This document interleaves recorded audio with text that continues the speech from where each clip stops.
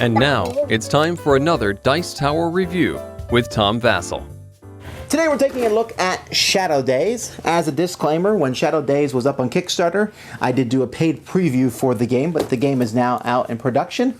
This is a combat game. It's the year 9999, but apparently in the future is now, or maybe this is a fantasy world. I'm not really sure if it's the future of our world, but either way, this is most definitely fantasy. Every generic fantasy creature that you can think of is likely in here. We have zombie dogs, all-seeing eyes, werevens, ice-toad, werewolf, gargoyles, zombies, etc. So, let's take a look at this game.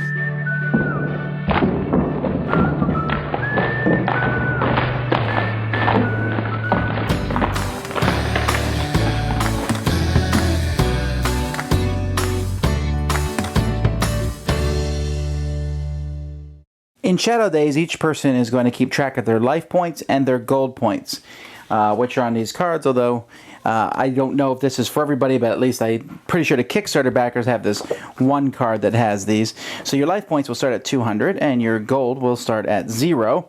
And as people are eliminated from your game, their life points will go down to 0. They're out of the game, and you're trying to basically eliminate your opponent. You're going to do this by drawing a handful of cards from a deck that is made up of monsters and events. Now, you're not going to... Any events you draw on the first turn won't matter, so you're just going to get a bunch of monsters. So here's some monsters I've drawn from the top of the deck. Let's look at them. We have a Swamp Beast here. You see how many hit points he has, 55. His attack points are 50. He's worth 10 gold pieces, and if he dies, I'm going to lose 10 life. When he attacks someone, I roll 7 or higher to hit on a 20-sided die. And if I roll a 7 exactly, his attack power is 60 rather than 50. And if I roll 18 to 20, it's a 65. The Death Machine here, you can see, is very similar. Has higher hit points, lower attack points, higher gold and higher life. I have to roll 15 or higher to hit with him, and he doesn't hit spirits. But if I roll an 18 or higher, his attack power is 95 plus 50. And so you can see here that each of these characters has a very similar thing. So I'm going to get these 5 characters, and my opponent is going to get 5 characters. And if I'm playing with multiple opponents, they will also draw 5 characters each. So at the beginning of each turn, in turn order, one player will take one of their people, no matter who it is, and attack another one. So let's say, for example, I'm going to take this Dark Elf, and you have the Swamp Beast. No, I wouldn't attack your Dark Elf with the Swamp Beast. I'm going to attack your Swamp Beast with the Death Machine. Now, the Death Machine, you can see here, does 45 attack, and this guy has hit points of 55, so I can't kill him. However, in an 18 or higher, I get 50. So let's roll this. Come on. Whoa! Natural 20 first time. I was going to keep re-recording it until I got a 20, but wow! All right, so I add 50, so 95 Death Machine does. Swamp Beast is dead, and its owner loses 10 life points. And I get 10 gold points.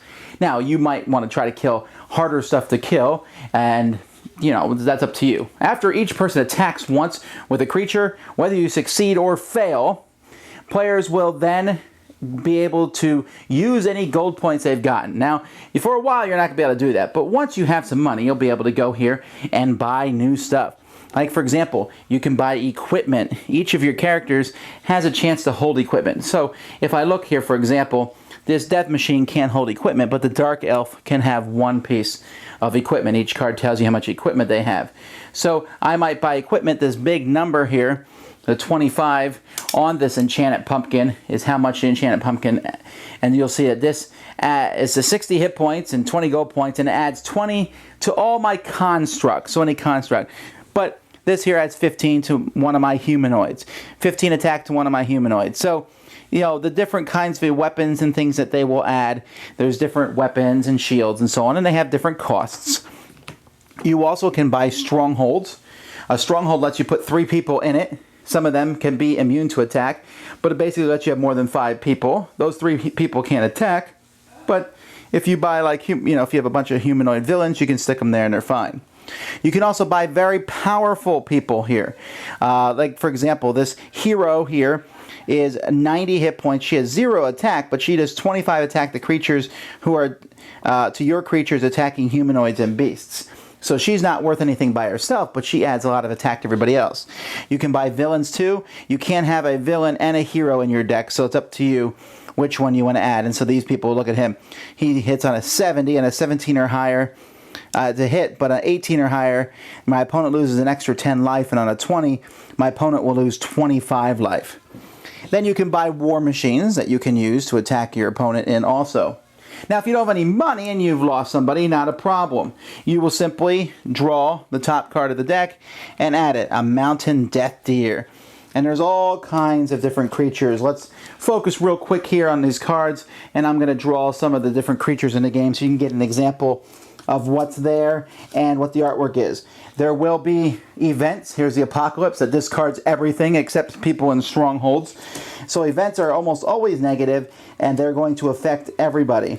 Other than that, though, you really have no idea what heroes and monsters you're going to get. As you get these monsters, you do have it's problematic in that some might be weaker than others, but you have to realize if you have a weak one, like this Mirror Spirit, that's not worth a lot of gold points to other people who attack it, so it might be worth having. And again, events. Here's a Birth of a Dragon. Everyone loses 50 gold points. Here, everyone has to discard an active creature and then lose 5 life points for discarding that creature. And a Blizzard and an Earthquake. But usually, most of the cards in the deck are this. Like I said, you'll continue to play the game until you knock other people's life points down, at which point the game ends, and the person alive is the winner! First of all, this game really doesn't work well as a 4-player game, and I'll tell you why, or even a 3-player game. Because in this game, it's pretty critical that you look at someone else's cards to see what you're going to do to them. If I'm going to attack you, I'm going to attack which one of your 5? If I have to look at your 5 and read all the stuff on your 5, and then look at his 5 and read the stuff on his 5, and then look at your 5, that really slows the game down. Not to mention, you can't see everything of the player over there. So there's this it just drags. So let's just assume, for the sake of my review, that that's a pretty bad way to play. So 2-player game. It's okay. It's nothing super fantastic. The artwork is actually a little darker than I like. I mean, it's a pretty dark looking game. It looks, and that's not the way the game feels. The game feels pretty light, like I attack you, haha. The concept of the game is good. I like the fact that you have different creatures and different values, and the bigger ones will give you more gold and make your opponent lose more life, and some creatures work better against other creatures. I like that. The part where it breaks down is that gold and buying stuff in the middle. After all that time getting gold and buying stuff in the middle, the stuff in the middle isn't that great. It's better, but you might as well, like, I don't know. It's not that spectacular to buy the stuff, and it also takes forever.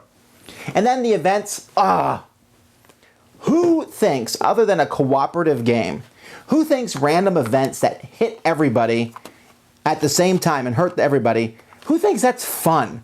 I don't get that. Are these the same people that when they get a bill in the mail, they're like, woohoo! I mean, I don't get it. Why should we hurt everybody? I mean, if the events, sometimes they hurt you and sometimes they helped you, that'd be one thing. But that one I showed you, everyone loses 50 gold. Really? I just spent the last 20 minutes getting that gold.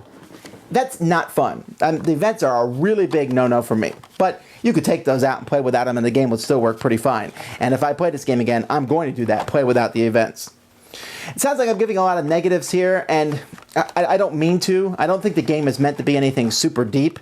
I think it kind of bogs down in its own, all these special abilities, which are basically all the same, just if you roll different numbers, you do more damage. That's what they do, but you have to constantly be reading them all.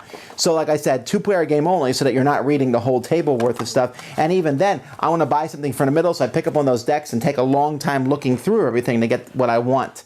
I think it's best just say, I'm going to attack you, roll, you attack me, roll, I attack you, roll, and we go back and forth, realizing that when you roll a d20 with the really wide range numbers here, that there's going to be lots of luck, and I think that's intended. Very light, fun, back and forth game, and on that thing I can recommend it. Just, I'm not sure the choice of artwork matches the game, the events mess it up, so there's probably more negatives here than there is positives. So would I play it again without the events? Yeah, probably, but not very often. It's something to whittle away the time, but it looks a lot more strategic and tactical than it really is. Thanks so much for watching the Dice Tower videos. Find more great videos and reviews, as well as our top-rated audio podcast at Dicetower.com. You can also find the latest board game news at Dicetowernews.com. I'm Eric Summerer, and you've been watching The Dice Tower. The Dice Tower is sponsored by Fun Again Games, the world's best game source. Fun Again Games has over 5,000 games available. Check them out at funagain.com. Shut the door!